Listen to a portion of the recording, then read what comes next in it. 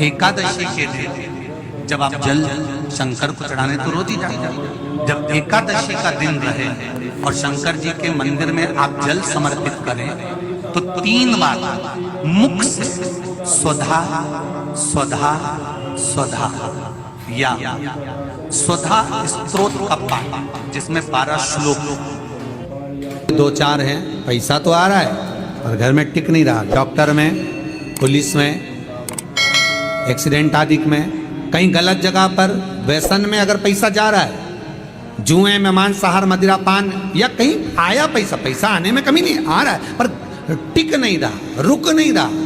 कोई मांगने आ गया, दे दिया, फिर वहां से अपने पास नहीं आ रहा, अपन कह रहे हैं भैया हमारा पैसा लौटा दो, नहीं आ रहा। तो महाराज शिव महापुराण की कथा कहती है एकादशी के दिन गंगा के जल में मात्र 7 बेलपत्री डालकर जो नंदीश्वर भगवान अर्थात जो शंकर जी के शिवलिंग के सामने नंदी होता है, उस नंदी के चरण पर गंगा का जल चढ़ाकर बेलपत्री शिव पर समर्पित कर देता है, उसके घर में रुपया रुकना चालू हो जाता है। फिर वो गलत जगह पर नहीं जाता, गलत स्थान पर वो धन जाएगा ही नहीं। तूने समझा, मांग तुझे क्या चाहिए।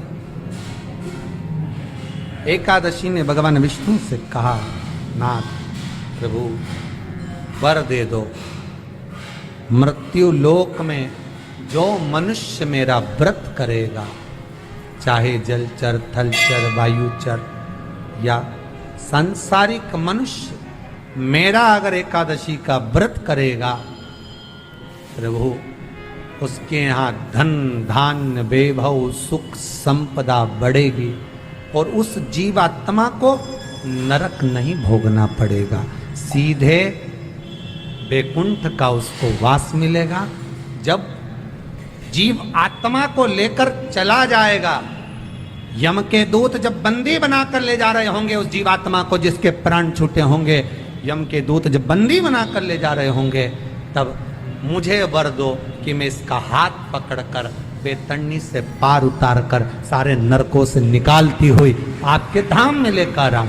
भगवान ने वर दे दिया, तथास्तु। हे एकादशी सुनो, मृत्यु लोक का मनुष्य अन्न का त्याग कर कर, क्योंकि अन्न में एकादशी के दिन पाप पुरुष रहता, अन्न का त्याग कर कर एकादशी के दिन जो मनुष्य तुम्हारा व्रत धारण करेगा, उस व्रत को करेगा और उस व्रत को धारण करेगा, उसकी मनोकामना पूर्ण होकर वो मेरे ही धाम को जाएगा। ये तो हुआ एकादशी के जन्म की कथा। एकादशी के दिन गंगा के जल में मात्र 7 बेलपत्री डालकर जो नंदीश्वर भगवान अर्थात जो शंकर जी के शिवलिंग के सामने नंदी होता है, उस नंदी के चरण पर गंगा का जल चढ़ाकर बेलपत्री शिव पर समर्पित कर देता है, उसके घर में रुपया रुकना चालू हो जाता है। फिर वो गलत जगह पर नहीं जाता, गलत स्थान पर वो धन जाएगा ही नहीं। बेटा अगर व्यसन में पड़ा हुआ है, मदिरा पान में पड़ा हुआ है, मांसाहार में, जुए आदि में जा रहा है, तुम्हें लग रहा है कि मेरा बेटा गलत मार्ग पर जा रहा है, ये मित्र दोस्ती गलत हो रही है, वो सही जगह पर आ जाए। करना है एकादशी। कई लोग इसको धन के लिए भी करते हैं, संपदा के लिए। संपदा के लिए अर्थात जिसका व्यापार नहीं चलता, जिसके घर में पैसा नहीं आता, या नौकरी नहीं लग रही, या सर्विस नहीं लग रही, आप अप्लाई कर रहे हो, जगह जगह जाकर इंटरव्यू भी दे रहे हो और पैसा नहीं आता, तो उसके लिए भी प्रयास किया जाता है। पर उसके लिए यहाँ पर जो धन के लिए करते हैं, उसके लिए विष्णुपदी के लिए करते हैं। मतलब जैसे गंगा के जल में तुलसी के 11 पत्ते डाले जाते हैं और उसको किसी भी नारायण के मंदिर में राम कृष्ण शिव शंकर नहीं, राम कृष्ण भगवान विष्णु दत्त आदि जितने नारायण के मंदिर हैं, उस मंदिर में किसी भी पात्र में, एक छोटे से पात्र में उसको भरकर रखी आते हैं महाराज। उससे भी जॉब, सर्विस, नौकरी में सफलता प्राप्त हो जाती है। परंतु वो भी एकादशी को ही होता है। कुछ देर तक पात्र को रखा जाता है, फिर वही पात्र का जल किसी भी वृक्ष के नीचे डाल दिया जाता है, उससे भी नौकरी के लिए फायदा मिलता है। गंगा का जल कोई साधारण नहीं।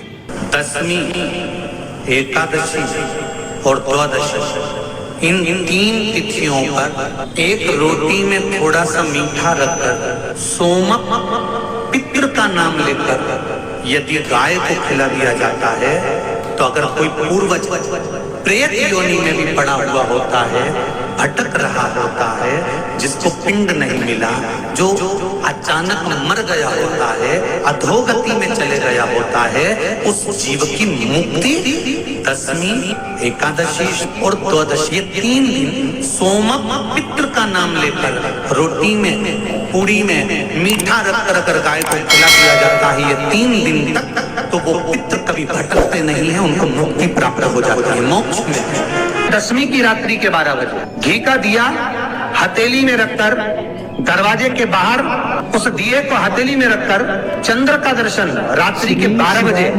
दिए की लो में चंद्र का दर्शन करते हैं, उससे ज्योत प्रबल होती है हमारे। या तो होगा वो नवमी की रात्रि 12 बजे या दशमी की रात्रि की 12 बजे चंद्र का दर्शन। नए हैं तो भी वीडियो को लाइक करें और चैनल को सब्सक्राइब करें ताकि अगली उपाय पूज गुरु जी का अपलोड करें तो सूचना सबसे पहले आपको मिले।